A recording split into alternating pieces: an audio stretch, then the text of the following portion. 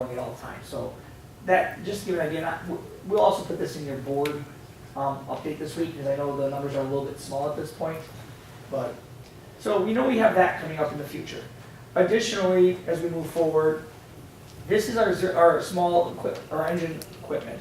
We're looking at about $390,000 between mower replacements of various sizes. I would say most of these are mowers and a ball field machine. We're looking mainly, like I said, once again, between 2017 and 2018, working on the expected life cycle of a piece of equipment. Now, just because the expected life cycle comes to its fruition doesn't mean we always trade in a piece of equipment.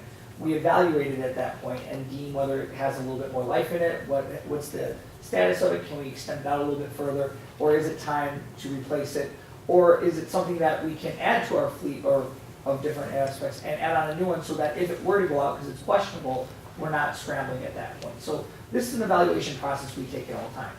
To give an example, and just I apologize jumping back to the vehicles, we had in 2016, and it's not up here, we had a vehicle that was a 2003 up for replacement that we did not look at replacing this last year, because in 2014 at the end, we had to put a new engine in it.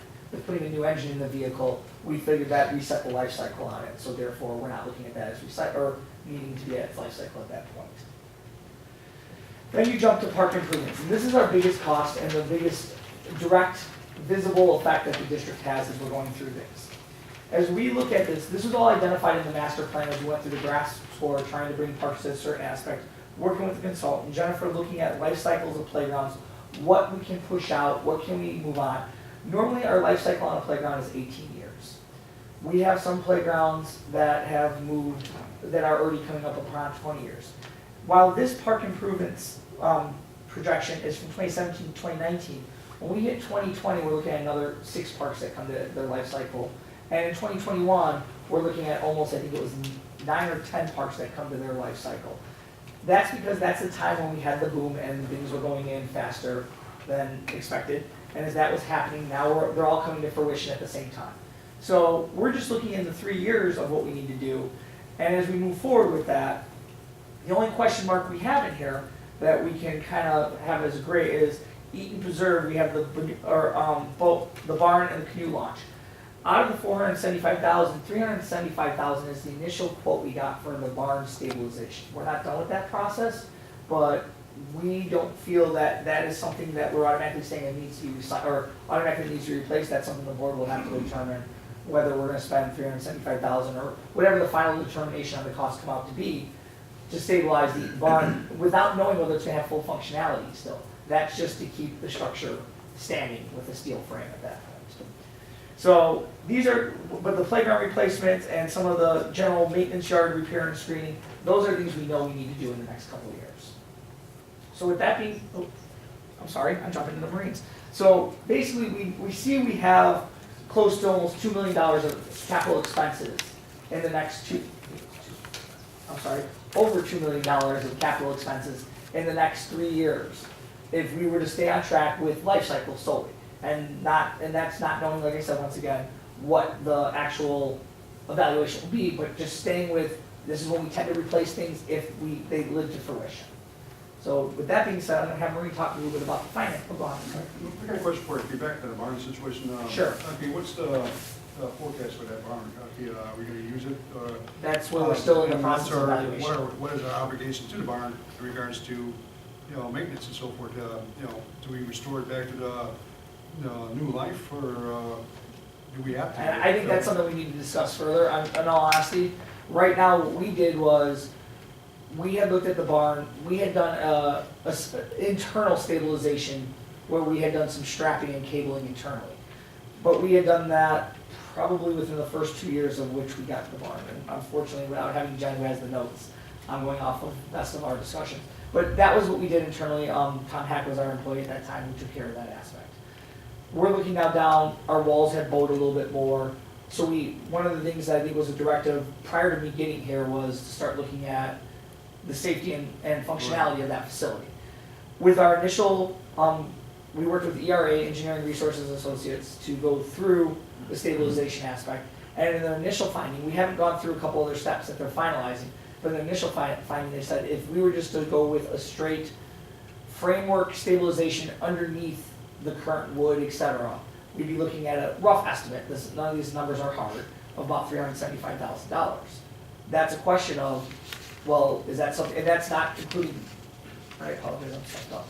That's not including re-roofing or any kind of interior usage of the facility. So that's something that the board has to decide at some point. Is there a way to check when that land was donated to the park district? Was it required that we Maintain the barn. There's no restriction in there. We haven't seen anything, and when we had the fire out there, we did lose some of the facilities out there at that point and have not replaced them, and we still just have the foundations. I don't really, we have to get more That would be feedback one of my into it. questions. Right now, we did look through that, because I believe that was a discussion we took up at one of our capital development questions, was what were the restrictions when we took it over from the state? And as of right now, we have not come across anything specific that said we must maintain the facilities. One of the only things we've come up with is we must keep it in a passive state, is the only thing that we, like, that's, the goal is to keep it as a passive park. Not a, like, the playground's fine and the volleyball court, but we couldn't build a full functioning facility there.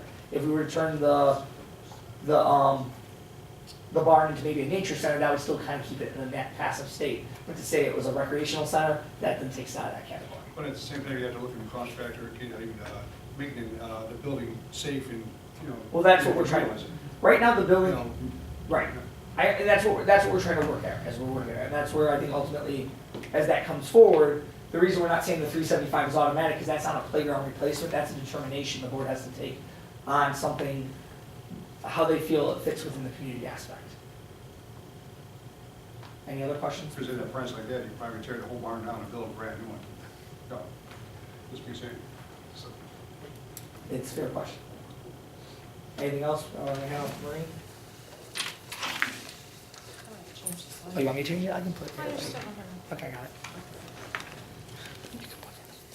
So what I'm going to be talking about is some of the key aspects of park district finances. Some of you may be familiar with the terminology tax cap. What that's specifically referring to is the property tax extension limiting law that was enacted in 1991 in the 5 counties bordering Cook, so obviously that affected Plainfield Park District. What that does is it limits the property tax dollar amount increase from year to year by the consumer price index, or 5%, whichever is less. We've lucked out, we've had new property growth in our district, and that's excluded from the tax cap in the first year it comes on the tax rolls. The second component of that, if you could go back to the other slide. Oh, I'm sorry. Is in addition to limiting the dollar amount of your tax increase, it also limited your non-referendum bond payments to whatever they were in 1991. So in 1991, at the Plainfield Park District, we did not have a lot of bonds outstanding because we hadn't hit our growth. So at the time, we had about $247,000 per year in bond or debt payments. So that basically for the rest of the Park District, if this law ever goes away, which it won't, we're stuck at a $247,000 debt payment per year. Plus, it also allows for the consumer price index inflation every year. So not much on $247,000. Thanks. Right now, there are a couple pieces of legislation that you may be familiar with. Currently, Senate Bill 316 is out there. Basically, what that is proposing, the rate of growth would be 0 from year to year on your tax dollar increase on your extension. So it would not be the consumer price index or 5%. In this current Senate Bill 316, the way that's worded, it would be for 2016 and 2017 tax years. And that would be look at your December 2015 levy, and it would cap at that dollar amount there. It does not affect the debt service extension base, which is that $247,000 debt payment from 1991 that was capped. So you can still grow that by the consumer price index every year. Thank you. So what we did just to project out if that legislation were to go through, or any other type of legislation limiting our increase to 0%, we did a projection on our 2016, 2017, and 2018 tax levies. New growth is excluded from that cap, so you see in 2016, looking at $20 million in new growth and a 1% increase in the district's total EAV, you're looking at an increase of $39,000 in taxes for 1 year. And then if you look at 2017, if the housing market, continues to increase, who knows about that, then you're looking at $55,000, I can't read that part, $55,000 increase in your total tax dollar levy, and then 2018 is there as well. So it's not a lot of money if they're gonna cap that at 0%. What we also did is we took a look at our major funds, and we did a forecast on our expenses, just estimating a 3% increase in expenses. Obviously, some are less, some are more. And then looking at our fund balance policy that the board approved last month, and making sure we hit those minimum target fund balances. So as you see in the corporate fund, we're hitting our target fund balance for the next 3 fiscal years.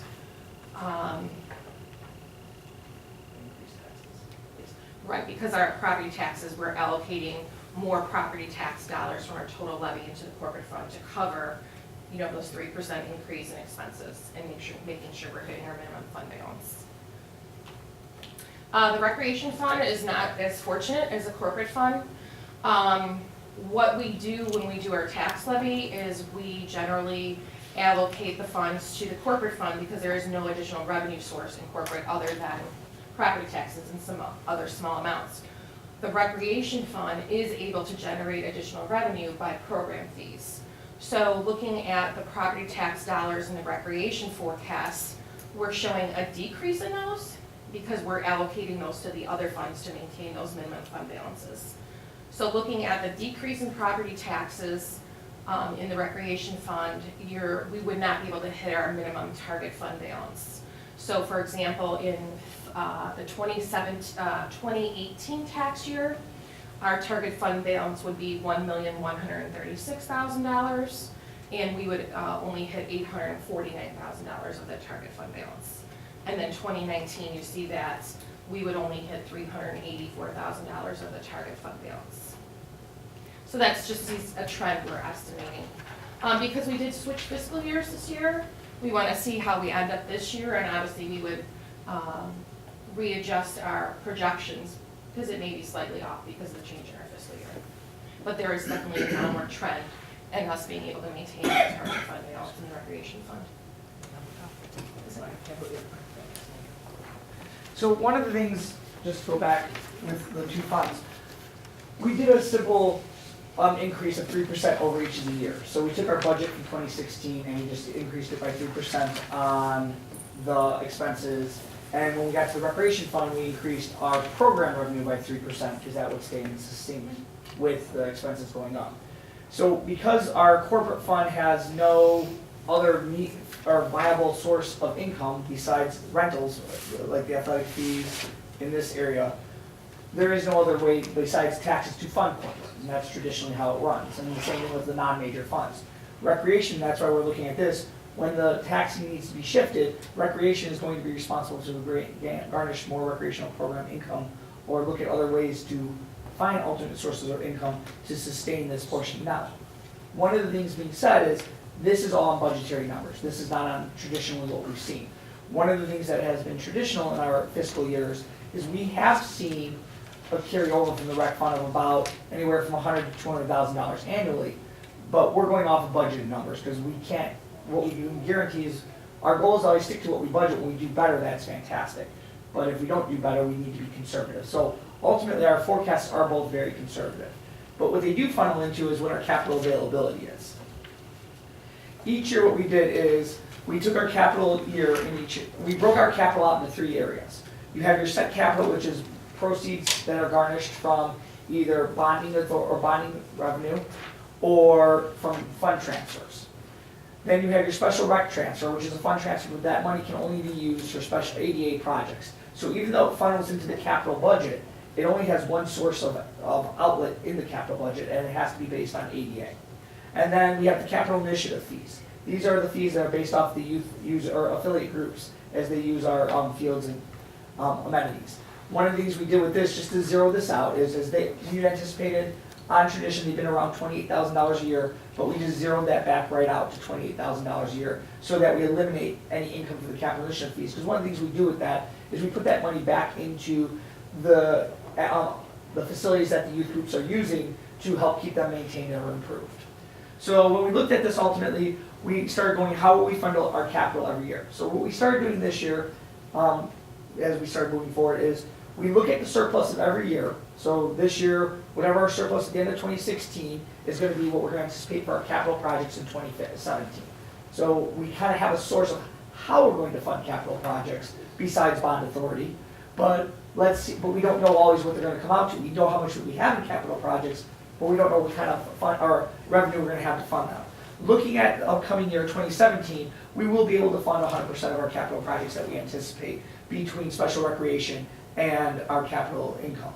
But where we start to run short is when we get into 2018, we only see a carryover balance at the end of 2017 of about $130,000. So moving into 2018, when we're looking at capital expenses to come out of the capital portion of almost $509,000, we are now starting to see we are at a shortfall. Unless we see our funds living up to the past trends projections of exceeding what they've normally been budgeted at, we will look at a shortfall moving forward, and that shortfall grows then when we get to 2019. Does this mean we're hurting economically? No, we are still very sustainable. What it means though is it's going to put a halt to our future progress if we can't fund the capital projects that we identified and we know we need to do moving forward. And those are things the board would have to decide how we would go about moving forward with some of that, on how we're going to handle playground replacement, etc. So this is just to give an overview of where we look at moving forward. Eventually, the other aspect to it is, right now we're levying about 3.5 cents in ADA dollars, because we are a little bit backlogged in some of our ADA projects. We know we have pathway repair we need to be making. We are able to use 50% of that towards playground development. But at some point, when we no longer can match the 50%, when we're not using 100%, or we're not using that 50% in our capital each year, we don't want to just keep levying for it, so we'd have to see us decrease that down to what we're just paying out in our special rec dues and general ADA upkeep. Because if we start carrying too much of a balance in the ADA aspect, that's where we can possibly incur tax objections, and we do monitor that closely. So what does this mean then as we move forward? When we talk about financing options, right now, we don't have any further non-referendum bonding authority until 2019. Last year in 2014 or 2015? 2015, thank you. 2015, we, not referendum, I apologize. We issued a bond issuance of about $580,000, which refinanced one bond and gave us about $368,000 over 5 years, or totally maxing out our debt service extension base. So therefore, we're looking at, we cannot go to use our debt service extension base for non-referendum until 2019 at this point. At which point then you look at some of this, of how you'd be able to go that route. You can garnish $368,000 like we did this time, again for 5 years. Or you can do a 10-year bond, which the more you put it out, the longer you put the district without any funding opportunities. So that's why we stayed at 5 years right now, which we felt was feasible, but just so we're aware. One of the things that does happen though is I'm sorry, I'm going to just make sure, yeah. So one of these, I jumped off a little bit, I apologize. One of the things that will happen though is in 2017, our current referendum bond issuance that we last took out will be retired. So as we move forward, what you'll see is, as that bond, which is right, The middle one, there, thank you, 2000. sorry, which is right here, when that retires, you'll actually see our taxes for a $250,000 home go from approximately it'll go from $31.03 for that bond issuance down to $8.71 for bond issuance. So our taxes would actually decrease by approximately $22 as we get to that point. So that's one of the questions that comes up to the board is as you're moving forward, you know what the situation is where our limited general bonds are non-referendum bond issuance. We know we're about to retire in the next 2 years, this levy in 2016 will be the last time we'll levy for this bond issuance. So in 2017, that would come to maturity. So then as we move forward, we still have our debt service extension base is only at $261,000 each year. So you have options at that point.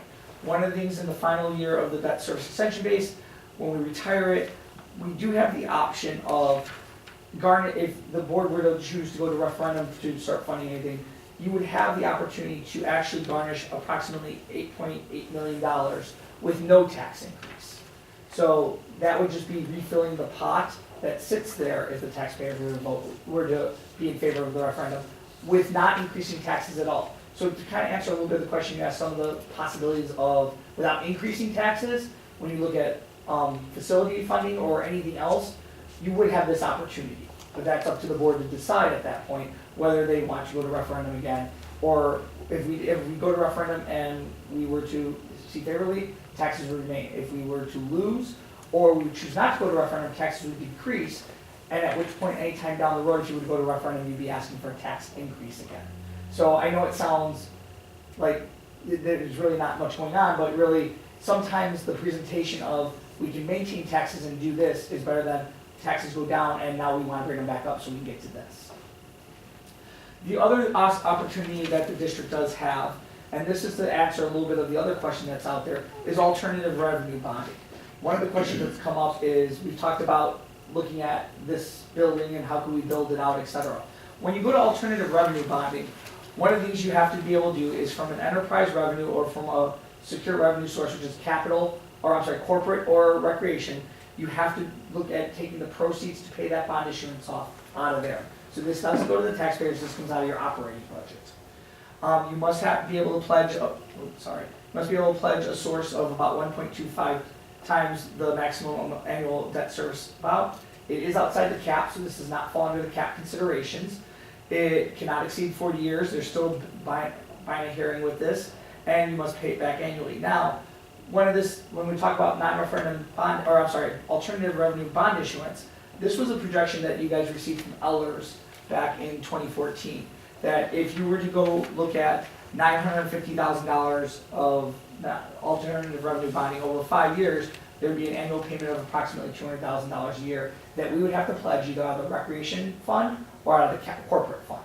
So we would be able to do this, but we have a pledge. Now, to give an example a little bit of when we're talking about this building, because it could possibly free up us being at the Heritage Professional Center, you're already looking at, right now we're paying $120,000 to be at Heritage Professional Center. If we were to look to do a build out here of, let's say, $1.7 million and finance over 10 years, we already know we're currently budgeting $120,000 to a facility that we rent with that we're renting with no guarantee of rent control. There's a possibility it can go up at the time we have to renew our lease, etc. So we do have some source of funding for this, but the key to remember is we do need to make sure whatever we use this for has a revenue source building in. So we can't really use this to go do a park build out because a park build out's not going to bring revenue source in. So it's not going to be able to offset the $200,000 we're going to have to pay out of our capital, and basically it's going to cause us a deeper loss moving forward. We just wanted to kind of put out some of these ideas, showing where we're looking at moving forward. One of our goals from myself, Maureen, and the entire finance department is to make sure we're constantly looking at our future projections and making sure the decisions we make are the best decisions we can make, or the information we pass on is the best information we can give you to make the right decisions moving forward. With that being said, I know this was just an overview. I had stated at the beginning that I think this would be best to talk about a little bit further in committee or in a workshop so we can go through this a little bit more in depth. Is there any questions though now that anyone might have?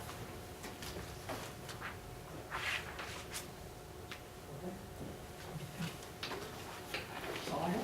Thank you. Thank you.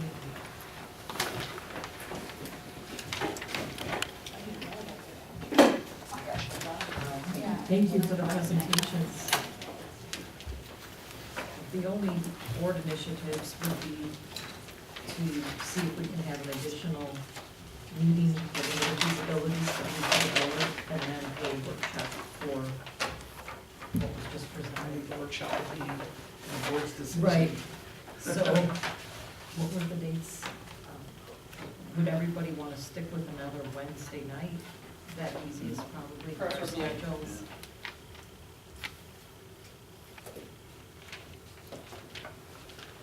March 12th, or you got February 24th, which is in 2 weeks. What are we doing again? Discussing city's capital projects and planning, yes, Right, for goals, greater detail. right. Does anyone have any dates Same that time? don't work? Is February 24th good for most? Want to go with that date? We'll go with that Do date. we have any objection doing it over at the facility at our Recreation Administration Center? What time, 1800? Mhm. So we'll go with 6 PM on the 24th at Ottawa Street. Okay, great. And next on the agenda is commissioner comments and conference reports. So we'll start with Commissioner Kasmark with your conference report. Oh, I reported to the executive director that I wasn't gonna have that ready till next Oh, month. okay, I'm I sorry. think the stipulation is 60 days, am I incorrect? That's fine, you're fine. Commissioner Polly? Yes. I submitted a written report of everything that I went to, and I think that's gonna come out, you said, in the weekly update. But tonight, I just want to talk a little bit about the grant workshop that I went to. When we're talking about alternate revenue sources, grant funding is certainly an alternate source, and I feel like it's a big opportunity that we're not doing much with at this point, and I'd like to see us do more. I got interested in the grants because of the arts interest I have, that I would love for us to join with our art league and work toward bringing out more art to the park. And we really don't have a source of revenue with our current budget to do that, and so a grant would be one way that we could possibly do that. So at Soaring to New Heights, I went to a two-part workshop about grants and how to go about them, and heard a wonderful presentation, and I learned a lot. And so one of the things I'd like us to do is consider forming what I'm calling a grant writing machine, setting ourselves up for producing successful grant writing. And in order to do that, there's a few things we need to do. One would be to acquire a high-rated grant search engine. Those could be from low cost to from like $250 to a couple $1,000s, but they not only give you grants to look for, but they also help you with information about how to do it. I think that having one person assigned to keep a file of all the things that a grant needs, that most grants use. There are certain documents that every grant wants: your mission statement, your history of your district, your 990s, your information on your staff, information on your board, that could all be kept in one currently updated file, and that would be available to anyone who has a desire to then work on a grant. We should also keep a file of grants that we have written, but did not get an award for. And the reason that you keep those, and this is part of the machine, is you can tweak them. You can then reapply for that same grant the next year, or you can apply for it somewhere else, retooling it so that it fits, the requirements of. And one of the things they stressed over and over and over again was, you have to follow everything to the letter. If it says 10 words, you write 10 words. If it says 10 pages, you write 10 pages. You don't, so you have to be careful about that.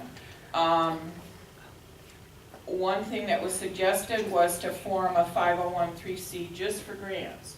That it doesn't have to be a foundation, it would be just a not-for-profit that would keep the grants and then manage them. Because once you receive a grant, you have to be applying it properly, you have to be measuring how you're using it and how effective it is if you want more grants.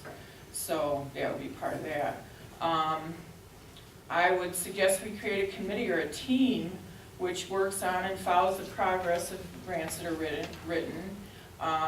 Grant writing isn't something most people can just sit down and do. They need other team members to help with the financial aspect, the personnel aspect, whatever is necessary, the program, if you're going for a program, So it is a team effort, not a single person doing this. You need to build relationships with the grantors, and that means if you're allowed to, some grants don't let you, but if you're allowed to communicate with the granting agency so that they get to know you, they get to know what your passion is, what you're trying to achieve, and it's not just on a piece of paper. You've talked to them and know what their mission is, and so that your mission and their mission can come together and make you more successful. Some grants are self-sustaining, so if you get them 1 year, next year you can get them again. And wow, wouldn't that be wonderful? They are out there. Also, the more grants that you are successful in achieving, if you can prove that you are using them as you're supposed to use them, as you initially have set out, you become a better risk, and so more grantors want to give you grants. And so I think that, just this hit and miss right in here or there where we hear about grants is not the way to be productive with it, that we need to establish something stronger. Do we have anything established right now? No? We